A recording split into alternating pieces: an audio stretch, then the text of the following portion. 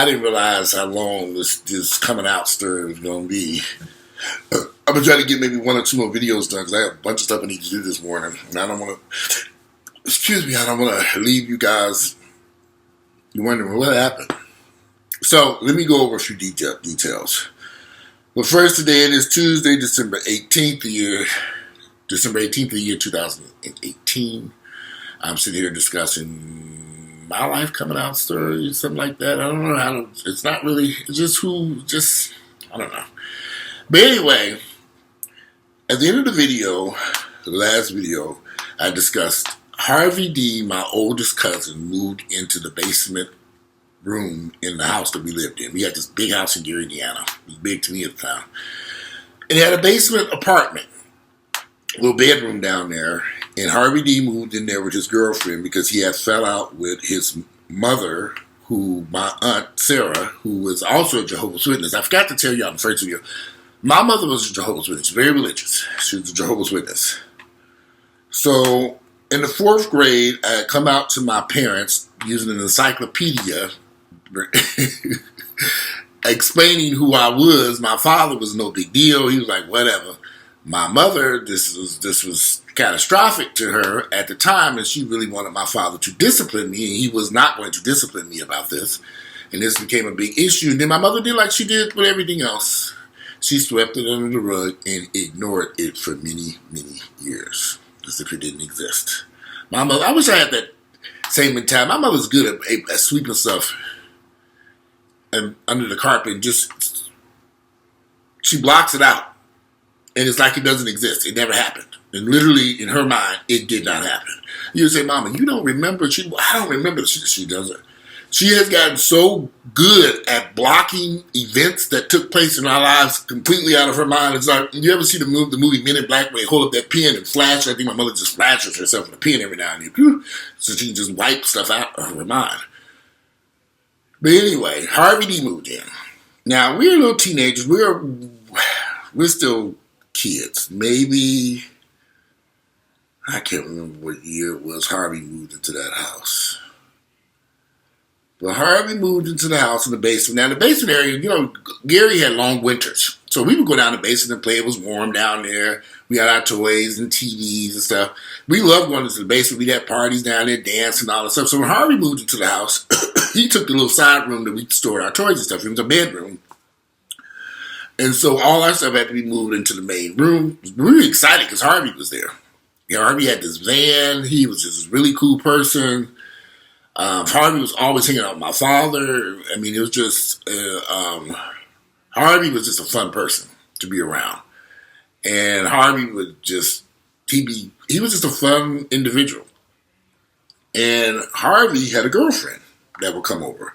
Now, my mother didn't know this because she would be out at various whatever events was going on with the Jehovah's Witnesses and stuff. But Harvey would be there with his girlfriend, and they would be in the room having sex.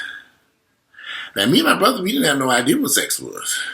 But we said him go, we see Harvey go to the room and close the door, and he'd tell us, look out for Mama, let her know when Mama's coming back. So we like, okay, play on our toys and everything. Then we hear this noise. We're like, what is that? Now, mind you, I do remember hearing my parents have sex as a little kid. I do remember that. But I never saw them having sex. So when me and McKinley, my brother, was sitting in there down in the basement laughing and playing and stuff, then we heard them having sex. We had the TV on, music playing on, stuff. And we were like, what is that? So we went and peeked and we saw them naked in there having sex. And Harvey was in there having sex. Now Harvey was an attractive guy. And he was putting it on. We were like, it was like real live porn. We were like, we didn't know what no porn was. We didn't know any of this shit. Me and my brother was in complete shock, like, what is going on here? And that's how we learned about sex. Since my mother and father didn't teach us about sex, Harvey taught us about sex. There's always going to be some family member. I better remember that. So Harvey was the one, and Harvey was having sex with, so relationship with this woman every day. Mind you, this woman was older than him. But Harvey was a big guy. He was big, strapping. Harvey was probably one of the most attractive guys I've met in my family at that time. He was the oldest cousin. So Harvey was in there having sex with this woman, and they were naked, and they were just, we literally just was peeking through the little how can you describe it? Back then, they had a little key lock. We were peeking through the keyhole. But you can see enough. You can see everything. He had the music on, and he there smoking weed and stuff. And Harvey was one of the first person to realize that he said I was a sissy. He said, you don't want people to think you're a sissy. If that's who you are, you need to learn how to fight. And Harvey proceeded to literally show me how to fight. I already knew how to fight, but now guys remember, I'm probably in the 6th or 7th grade at this point, 5th or 6th grade, 7th grade when Harvey moved in there. I'm still a little kid. I don't know anything about this stuff, and I'm growing up in a household with a mother who's a Jehovah's Witness, a father who works all the time. So now I have a cousin in there who's going to show me how to fight. Me and my brother how to fight, and we're going to take over the streets, and we going to be our hood. We planning to take over of Tennessee Street. So, in the midst of all this, don't forget I have a friendship with Derek and Mark. And they'll be coming over to the house. And Derek was really, really, really, really, would always be over like, is Harvey here? I don't know. I'd be like, oh, he's downstairs. He's like, oh, let's go downstairs. Harvey, I'm like, well, why is Derek so interested in Harvey? I'm going to hang around Harvey and be in his room, Harvey's room. Harvey had this music collection out of his real records. He had all these records. Funkadelic, whatever record you made, Harvey was. I don't know what Harvey was doing financially, but I heard he had this nice new van. Harvey, maybe he was older than what I'm thinking. Maybe he was working at the steel mill or something. I can't remember. Harvey had these records collection. We'd be sitting there going through the records and playing music stuff. He let us play his records and music and stuff when he's down there smoking weed. And Harvey and Derek would be laughing and joking and stuff and making comments. They would sometimes be teasing me, which kind of made me kind of mad with Derek. And I don't know, just something weird was starting to take place between Derek and I. Mind you, Derek and I had been friends since preschool. And we were friends right up until we moved away from Gary, Indiana. In the 9th grade is when I moved away from Gary, Indiana. But that back then, there were just some weird things taking place between Derek and I. Hard to even explain. Knowing what I know now, there were just some things that took place that I'm not going to go into details of it, but it's nothing crazy. It's just we had some issues that I didn't understand at the time that were directly related to he and I being gay, and I just didn't understand it. I think he understood it more than I did. So anyway, as my mother and father went through a divorce, and my mother decided she wanted her to do her own thing. She didn't want to be married anymore. She filed a divorce against my father, had him put out of the house. I remember my father crying and begging to stay, and it was just a lot of chaos and confusion at this point in my life. And I didn't understand what was going on. My mother claims that Daddy was cheating. I don't know how he was cheating or whether he was at work all day and at home the rest of the time. I just never understood this part of it when I look back on it as a child. My mother's religious beliefs had gotten the best of her and caused her to do something very destructive. And she filed for divorce, and Indiana State Police came and removed my father out of the house because Gary, Indiana Police wouldn't do it because some of my relatives worked for the Gary, Indiana Police. They didn't want to be involved, so they brought in the Indiana State Police and they removed my father from the house. And I remember all my father's brothers and sisters being there. My mother's mother, her sisters, and all. It was just a big team of family members there. They removed my father from the house, took all his stuff, his clothes, and it was people, the neighbors were staring. It was just I remember this. And it was not something that was very destructive that my mother did. She did something very destructive to our family, and that she won't admit to this today on live video, but she's told me some stuff that she regrets about that whole incident. That she should not have done that. She sure shouldn't have. She didn't have no job, no income, no nothing. She had 7 children to take care of in a big ass house. It was just ridiculous. However, over time, because my mother could not financially make it in Gary, we ended up moving to Decatur, Michigan, into my grandmother's house. In Decatur, Michigan, well, before we left for Decatur, Derek and I got really, really close. And so we were now older now. But as Derek and I got older, we got closer, and things just changed for us in a good way, up until the point that when I found out we were moving, which I found out we were moving to Gary like in the middle of the night. I mean, literally, this wasn't something that was planned. And I remember Derek coming down the block, and I was like, Derek, we moving to my grandmother's house in Michigan. I didn't realize that my mother was losing the house in Gary because she couldn't afford the house anymore because my father had moved out. He had his own place. I didn't understand all this stuff. And then my mother didn't want the house anymore. She didn't want to be in Gary anymore. She wanted to do her own thing. She just determined she was... So anyway, we ended up moving to Gary. But before we ended up moving to Gary, moving to Decatur, Michigan, about my 9th grade year of high school, freshman year of high school, Derek and I stood in that corner of 7th and Tennessee Street hugging, crying because we knew we wouldn't see each other again. We just knew. So many people were packing up and leaving Gary and moving, and Gary was in transition. And I found out extremely late. And that was the first time ever Derek and I had any type of physical contact, standing on that corner, hugging each other, saying goodbye, and we'll stay in touch. Which we did stay in touch for a little while, but it just was impossible. I was now in Decatur, Michigan, and Derek and his family ended up moving out to Maryville and someplace else. They didn't stay in Gary, Indiana. People leaving Gary. Gary was a dying city. My father ended up moving from Gary down to Mississippi, where he remarried. But this was strange. There's a lot of stuff that was going on. But again, I knew who I was. So now I'm in high school. In high school, it was easy for me because I knew who I was. I had many years of preparation.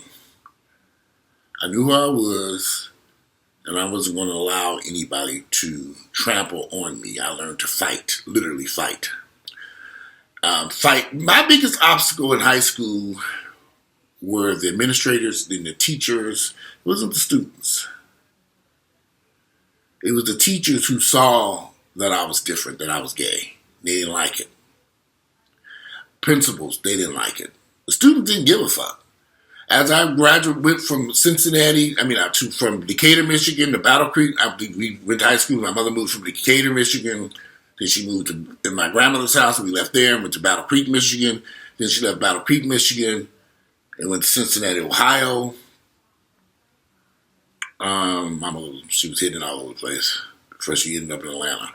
But Cincinnati, Ohio would be my coming of age where I realized what it meant to be gay. I was beginning to realize what it meant. And finding out who I really was. And where I fit in the scheme of things. I told people in high school I was gay. Nobody had a problem. They were like, whatever. And this was back in the late 80s. They didn't give a shit about that mess. They were just like, wow, you're just a fun person to be around. And I was just a vibrant, fun individual. I don't know. It was just, I was happy. I knew I was. There was no confusion. There was no chaos. There was no revelation. I'd known for years. I accepted it. I accepted my journey in life. And what could I do about it? I had read so much information at this point. All kinds of articles were flowing out left and right, from Time Magazine to Newsweek to the New York Times, the Wall Street Journal, about gays, and the world was changing. It was evolving. And I was right there watching. Again, HIV was suddenly was all over the news. This is a lot of stuff that was going on. So I realized who I was. And I just loved me. I loved who I was. And I didn't care what people thought about me. So there was no major revelation or I just knew for years who I was. But in high school, I did have some serious problems with administrators at that school. Predominantly black school, all white administrators, teachers, and principals coming out of the hills of Kentucky. Isn't that Kentucky across the river? Yeah. Kentucky and Indiana. This is where the teachers came. But Cincinnati was a place filled with poverty-stricken niggas. And the white folks were running the school system into the ground because they didn't give a damn about them black children there. It wasn't like Gary, Indiana. Gary, Indiana had a far better school system because you had black teachers and black administrators and black people who liked you. So,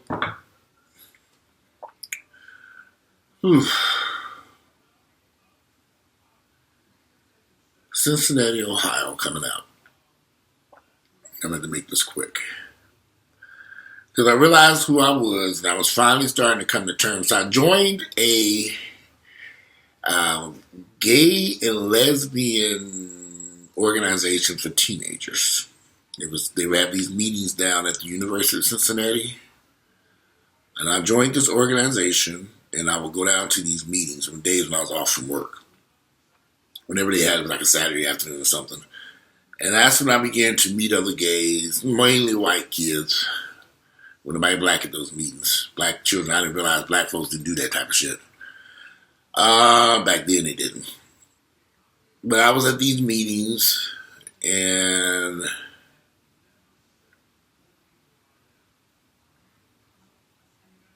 just gradually began to understand what it meant. The first time I went to a gay club was prom night. The night I went to the prom, I was about junior in high school. I went to a gay bar, which was not far from where I didn't know anything about the place. So I was walking down the street and somebody was like, "You should go check out this club around the corner." I had changed out my little clothes. I had a little backpack with me. I was just hanging out downtown Cincinnati. And met this black guy. He said, "Let's go to this bar around the corner." And I'm like, "A bar?" I said, "Me, 17, 18, I'm going to get in there." And we did get in, and it was a gay bar. I had never been to a gay bar. And I'm telling you, I was about 17, 18. I could have been 18. But I was up there in age. And I got in there. And go back then and check for ID and all that stuff like that. Not for that little bar, but we were two little kids running around that damn bar. Well, not little kids.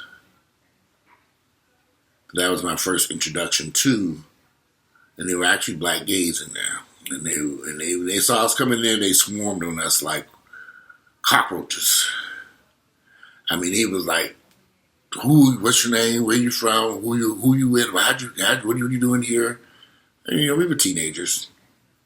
That was his first time there going. He had left his prom around the corner, and I left my prom, and we met, and we didn't even know each other. We ended up walking down the street.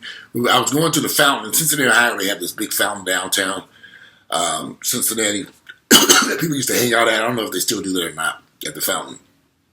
And I was going there, and we ended up at this gay bar. And we stayed for hours, just hanging out with guys and meeting people. And I met somebody named Murphy that night. Worst mistake ever. But that was the first guy I met in the black gay community. His name was Murphy. But no. His name was not Murphy. His name was Adam. Murphy's who I met later. Adam. So Adam and I met that night at that bar, and Adam had a car. And I didn't have a car at this point. Or did I? I can't remember. Maybe I did have a car. Maybe that's how I got down into the prom. I drove my car. I can't remember. I remember being in Adam's car in the back, sitting in that parking lot. That was the first time ever. Adam was fine as hell. So when Adam swooped me up, I was like, who is this guy?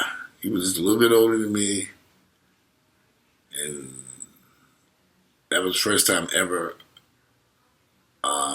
I touched a man. We were sitting in the back of it. We went to his car and got in the back seat, and we were just sitting there talking. And the next thing I know, we were kissing, and I had never done any of this stuff before. This man put passion marks all over my neck and all this shit. I didn't know what was going on. And then Adam and I started dating. Adam was in retrospect, Adam was a bum who lived with his mama, who didn't have a job and didn't do shit with his life. But he was mine, and I was a teenager working at flipping burgers at Hardee's restaurant at this point. And I had a car, and the car that he was driving that night was his mama's car. I found all this out later. But Adam was a very handsome guy, very attractive guy, and I was just, we'll talk more about Adam later. Because I introduced Adam to my sisters. He came over, he borrowed his mom's car and came over there because I don't know what particularly happened between Adam and I. But one day he came over to the house. Now at this point in time, my mother had moved to Atlanta. So Adam came over, I'm kind of speeding the story up a little bit. But Adam came over to the house and I introduced him to my older sister Mia. And she was like, who is this older guy? What are you doing with him? Who is he? And I told Mia that Adam was someone, I just told her what was going on. Now, Mia had just gotten to Cincinnati, Ohio, because her husband was in the military. This is my older sister. Mia was, I don't know what Mia was doing there in Cincinnati, Ohio, because she was living in Battle Creek, and then she came to Cincinnati. And my mother at this point was moving to Atlanta, packing up, moving everything to Atlanta. Everybody was moving south to Atlanta. And my mother came back to get some stuff, and Mia told her what was going on between me and Adam. Now, remember I told you my mother had swept all this stuff under the rug many, many years before. She did not want to deal with this issue. Now, all of a sudden, here I am 17, 18 years of age, and all of a sudden this is a big issue because she swept it under the rug many years ago. It was a big issue for her. It was not a big issue for me.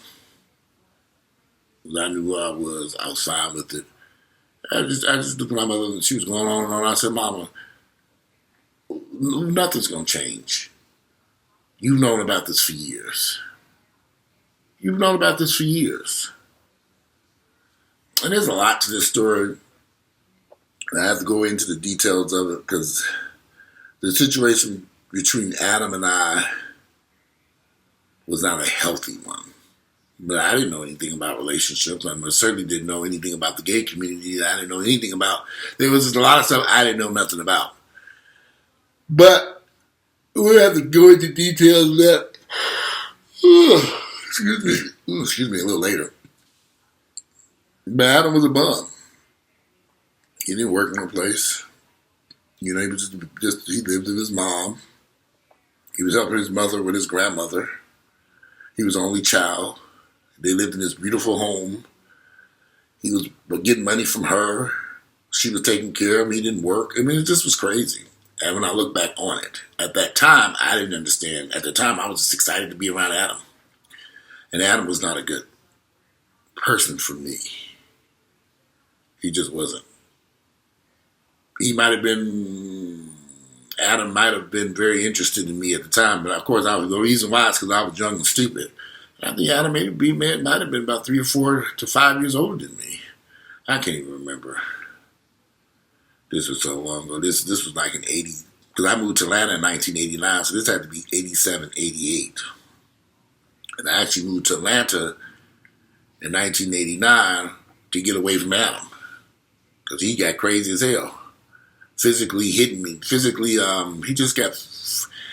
He was the first of many. He was the first guy I dated and one of the first people I was in a relationship where things got physical for no reason. He saw me talking to somebody at a bar. He walked up and hit me. And I'm like, what in the hell is going on here? We came to the bar together. We was a club called 24. And this is going to get long, y'all. Y'all forgive me, but I got to pause this video. I'll be back in a few hours and we'll talk about Adam. Let me just pause this here. Today it is December the 18th. The year is Tuesday, December 18th, the year 2018. I'm talking about my coming out story. We now got to Adam, so I can, when I come back, I can kind of remember my place. And there's a lot of stuff I want to say about Adam and me coming out in Cincinnati, Ohio, so you can understand what was going on in my mind. Anyway, I'm out of here and enjoy. I'll be back. Maybe not. I'm trying to get back today. If not, give me a day or so, but I will complete the story. I'm out of here and enjoy your Tuesday.